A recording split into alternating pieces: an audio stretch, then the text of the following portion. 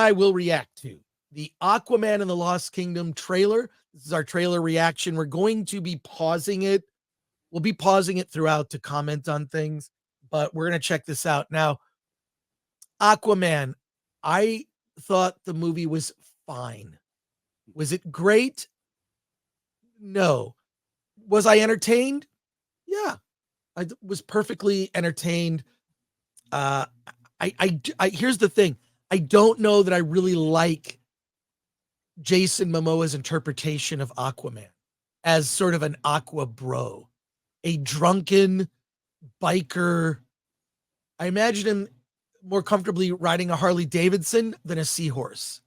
So I was not over the moon about Aquaman. I thought it was just okay.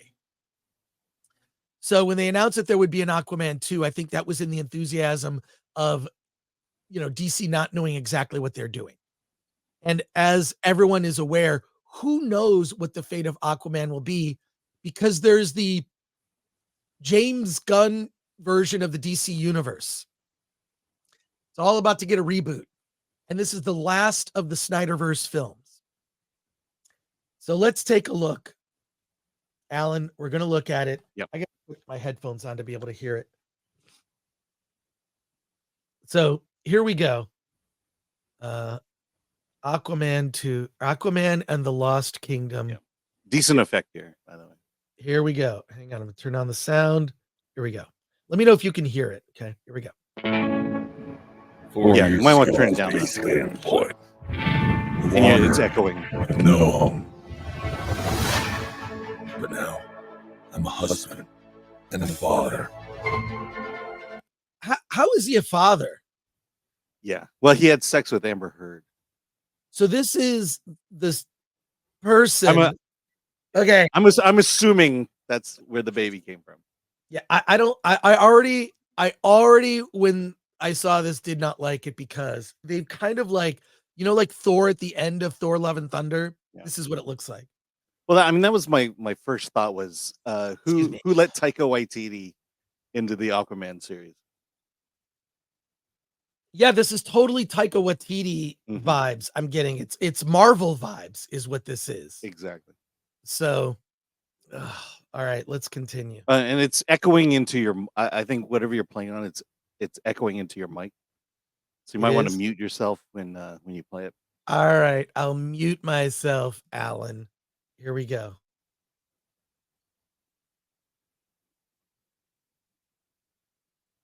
And I wouldn't have it any other way. I don't know how you did it, Pops. My job was a little less stressful than yours.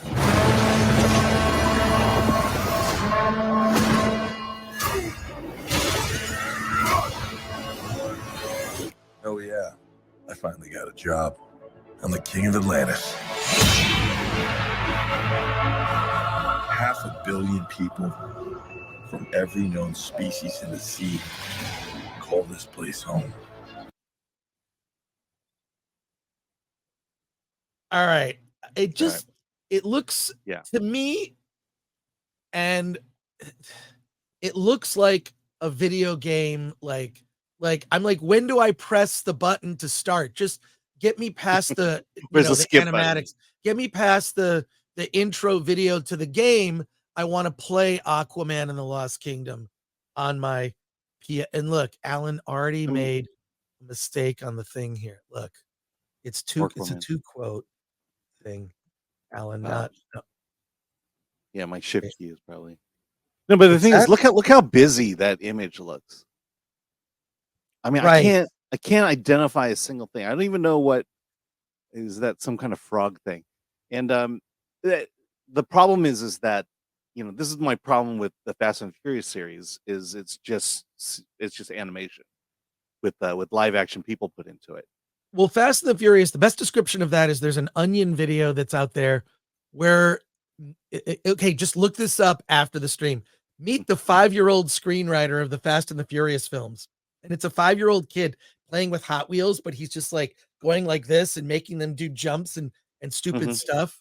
And it's like, that's the Fast and the Furious movies.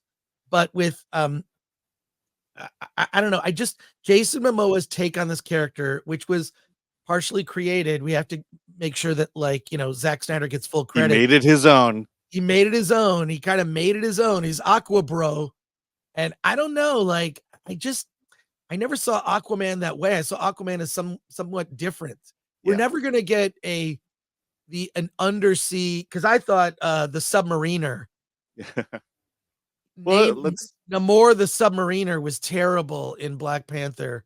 Well, 2. my first introduction to Aquaman was Super Friends, and he was Yes, just this same. nerdy white guy who could talk to fish. And so, you know, to be honest, this at least Jason Momoa is an upgrade from that. But again, let me call out this image here. Look how busy this is, and ask yourself, what am I looking at? Right. And you know, I'm looking at a visual mess here because I don't know where we are. You know, I it's just I'm looking at this, seeing just a lot of busyness and color in the middle, some pretty lights in the middle. Right. This is a not an interesting image or visual. Yeah. It's just again, it's this looks like to me the thing I would see in a video game, and then I just want to get past. And sometimes you cannot get past that stuff. By the way, I'm super excited. Cyberpunk 2077 Phantom Liberty, the trailer with Idris Elba dropped. It's fantastic. And I watched this trailer and the Idris Elba one kind of like back to back.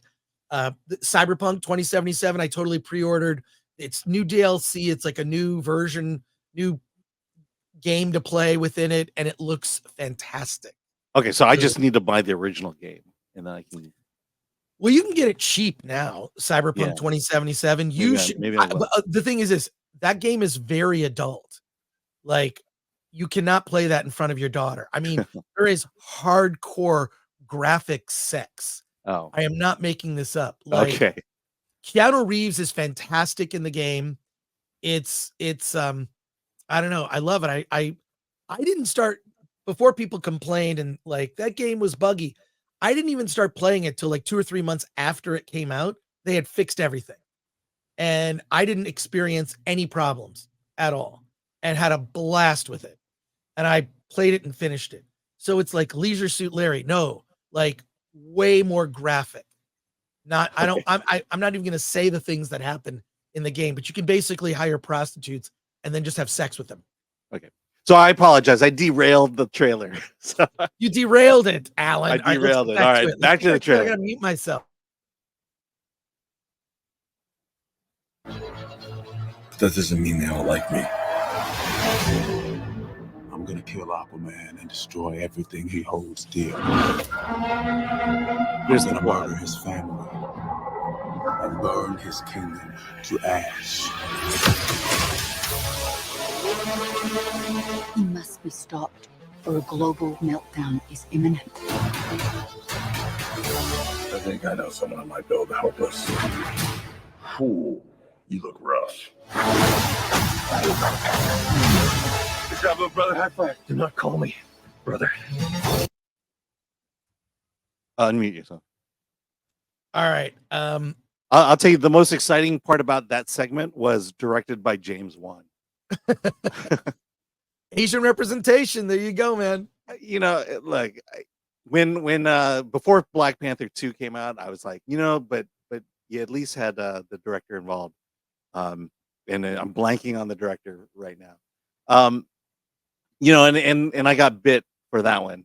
You know, just because the guy Ryan Coogler, just because he's never failed in the past, he failed here. And I see James Wan there. He's got a good track record, but this trailer is doing no justice for. Well, it looks incredibly dumb. It looks incredibly dumb. The trailer does. Absolutely.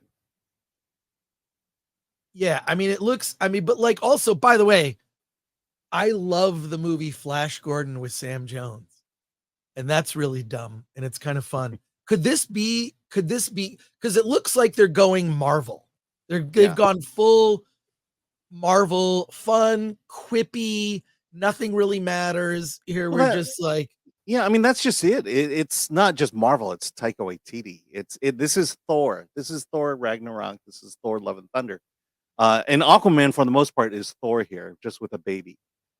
I mean, what what what difference is there between the two other than one's from Asgard and the other's from Atlantis? There's nothing special. I'm not seeing anything really special about this. All right, let's keep going here. We'll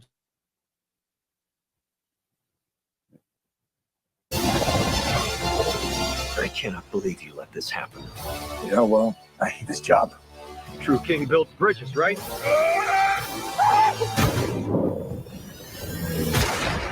True king builds bridges. We need to find Manta. He's different now. He's stronger than before. It's the Black Trident. During King Atlan's time. Gotta mute yourself. Yeah. When I pause it, you can talk, Alan. Okay. That's sort of a cue. But Oh yeah. Sorry. So the black character has the black trident. I always thought that was lazy. When I was a kid buying comics, when I say kid, I mean like 7, 8 years old. Every black character was black whatever. Yeah. Like Black Lightning, Black Panther, black, like it was just, you just put a character name and it was just black in front of it. I just thought it was just lazy. So I don't know. He has a black. Well, trident. also Jason Momoa is Asian, and so he, of course, has the yellow trident. Does he really? Well, I mean, what is it? Gold and yellow, same thing. But Again, the CG looks like a video game. Yeah. All right, moving on. But also, let's look at it here. The plot, we're basically being told the plot. Black Mantis. I hate you. I want to destroy everything about you. We're just being told everything. There were 7 kingdoms. The Trident was a curse upon them all. The Trident's dark magic is spreading. He means to end the bloodline.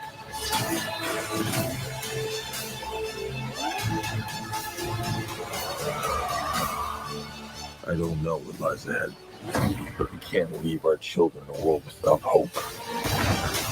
You're not as bad at this as you think. If you lead, the 7 kingdoms will follow.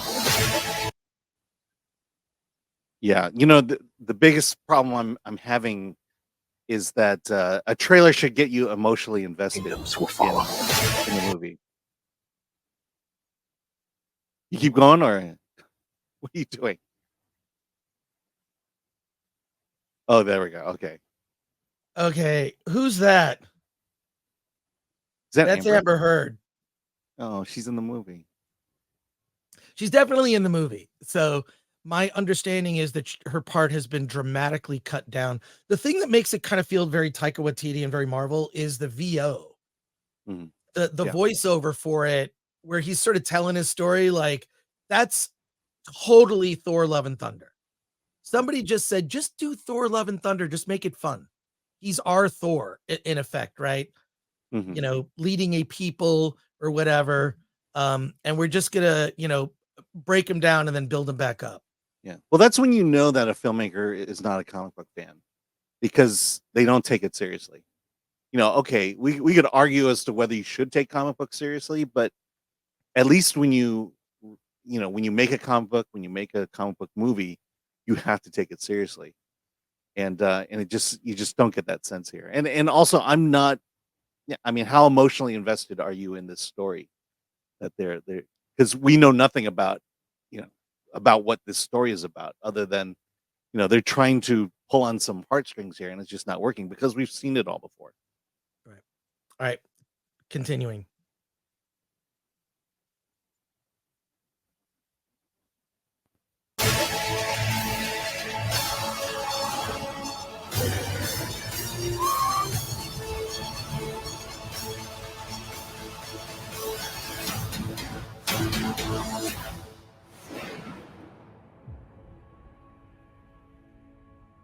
Yes, and let's the comic books. Remember them? They still exist. You're muted. Remember comic books? Look, Yeah. I think it's possible. This is where I see this now. Because I'm an optimistic person. All right. I think this is so bad. It looks so god awful. Terrible CG. I can't sit here and argue with you that the special effects from Flash Gordon, starring Sam Jones, with Max von Sydow as Ming. I can't argue that the special effects in that movie are good. They're objectively not good. But Same there here. was no expectation that you were going to get great special effects. That this was, Exactly. Flash exactly. Gordon was set up as you're going to watch a campy story being told. Right. So this has that vibe. This has that Mhm. what I'm saying is this looks so bad it could be good. Like it sort of comes out the other end. It's like trauma movies, which I happen to personally love trauma films. So you know, I love trauma movies because they're not trying to be good, right? Mhm. They're trying to entertain. Look at any trauma movie. Poultrygeist, one of my favorites. Citizen Toxic Avenger, amazing. Like you could go through Sergeant Kabuki Man. You know, just Trauma's War. They're not trying to be good films. They're trying to entertain Mhm. you with how bad they are sometimes. And even, if you look at James Gunn, his movie Super, he basically made a thoughtful trauma movie. So Super is very trauma. And you should say Ellen Page is actually very good in that film. There's a shocking moment with her character in it because she works at a comic book store and she meets the guy. She meets, Rainn Wilson's character, who's a superhero, wants to be his sidekick, and she's way too enthusiastic. If you have not seen James Gunn's Super, that is the movie that got him the job to direct the first Guardians of the Galaxy movie. So check out Super however you can. By the way, the new Toxic Avenger will premiere in a few weeks at Fantastic Fest. Well, there you go. Look, Yeah. I'm gonna be optimistic. This does not look like a good movie. Yep. It actually looks terrible. The special effects look bad. It looks like a video game. And when I say video game, I mean like PS3, PS4, Mhm. PS5. It's fantastic, 4K, amazing. But I think this is so bad it could be good. I'm predicting I might be entertained. It depends on how many Trulies I'm able to ingest before seeing the film and then staying awake for the entire thing. I'll let you know. So there you go. Alan, what are your thoughts? This trailer does not sell the movie well. I feel like that maybe what we're gonna get is gonna be better than what the trailer is presenting here. Because all the trailer is basically pretty images cut together, and the story. There's nothing that's selling me on why I should see Aquaman, other than maybe I'm a fan of Aquaman. Uh, Right. Again, I've already put my foot in my mouth by saying that Ryan Coogler could do magic with Black Panther 2. I've learned my lesson. I like seeing the fact that James Wan is involved in this and co-wrote and directed it, but this is just not. It's not selling it, and let's just say that the special effects here were much better than what we were presented with Black Panther 2. I'm still not that Right. excited about this. Right. So I don't know. Again, I'm gonna stay optimistic. So bad it could be good. All right. Final thoughts, Alan. What'd you think? Not a good trailer. Just a visual mess, and we'll see it because we have to. Well, at least there is a trailer. So because there was some concern after Dune moved to March of next year, March 2024, that Aquaman might move. It's coming out December 20th. And here's why I think it could do really well. Last year, Avatar, The Way of Water did very well. Another water movie. Okay. And also during the holidays, a lot of bad movies do really well. And can I explain why my theory? Here's my theory. Glenn, cut this for a short. Here's my theory as to why bad movies do really well over the holidays. It's because when you look at the, different types of films you could see over the holidays. You've sort of got depressing Oscar contenders. You've got movies clearly only made for little kids like Paw Patrol and whatnot. And then there'll be the one movie that's in the middle that the entire family can just decide upon. Like, do we all want to see Aquaman and the Lost Kingdom? Fine, that's the movie we're going to go see. Because you've got younger members of the family arguing that they want to see this little kid movie. You've got older members of the family saying, I want to see this, 3-hour Oscar, potential epic. Whatever. No, we're going to see Aquaman. Fine. It's the movie. This also happens with television shows, with the exception of the NFL. It's like, what can the entire family agree upon?